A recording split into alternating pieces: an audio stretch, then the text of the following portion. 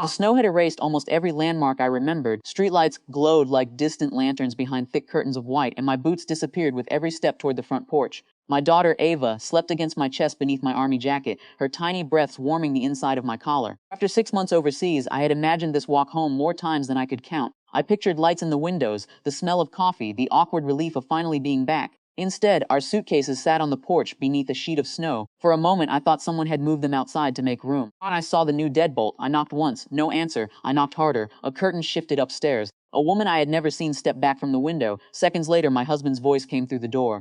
"You shouldn't have come tonight."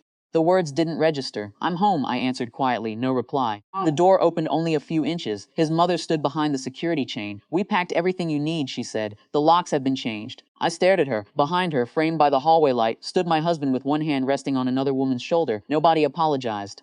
Nobody looked at the child bundled against my chest. The wind answered for them. I picked up one suitcase with my free hand, carried Ava back to my truck, and drove without knowing exactly where I was going. There was only one place that still felt possible. My parents' farmhouse sat 20 miles away. By the time I reached it, the windshield wipers struggled against the snow. My fingers had gone numb despite the heater blasting warm air. I knocked. When my father opened the door, I didn't have a speech prepared. "Dad," my voice cracked. "Please let us in." He stepped aside immediately. My mother wrapped blankets around Ava before asking a single question. Only after my daughter had warm milk and dry clothes did my father sit across from me at the kitchen table. "What happened?" I looked at the steam rising from my untouched coffee. "He brought his mistress into our house." The words tasted unfamiliar. "His mother packed our bags, changed the locks, and left us outside." Silence settled over the room. My father looked from my exhausted face to the uniform I was still wearing. Then he looked at his granddaughter sleeping in a borrowed crib near the fireplace. He stood without another word, reached for his truck keys hanging beside the door, and put on his coat. "They just declared war on the wrong family." It wasn't the kind of sentence people say in movies. It sounded tired, certain. By sunrise, we weren't driving back to argue. We were meeting the county sheriff. The deputy listened carefully while taking notes. He explained that regardless of what had happened between spouses, locking someone out without proper legal process could create serious problems, especially when personal belongings and a young child were involved. He also advised me to document everything before making any further decisions. No raised voices, no dramatic confrontations, just procedure. When we returned to the house with the deputy present, the atmosphere had changed completely. My husband opened the door this time. He looked less confident with an official standing beside us. The deputy explained why we were there, requested access so I could collect essential belongings, and reminded everyone that disputes over property and residency belonged in court.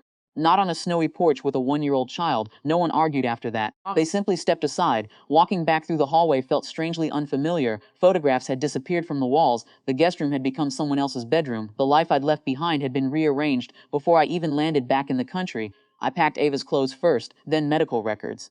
Important documents, her favorite stuffed rabbit. The ordinary things suddenly mattered more than furniture ever could. As we carried boxes outside, my father never once looked toward my husband. He didn't threaten him, didn't insult him. He simply kept loading the truck. That silence carried more weight than any shouting could have. The weeks that followed weren't easy. There were lawyers, paperwork, custody schedules, financial questions I never expected to answer before turning 30. Some mornings, I woke convinced I had imagined the whole night. Then I'd notice the borrowed bedroom at my parents' house and remember it had all happened. One evening, I found my father in the garage, repairing an old wooden rocking horse he'd built years earlier.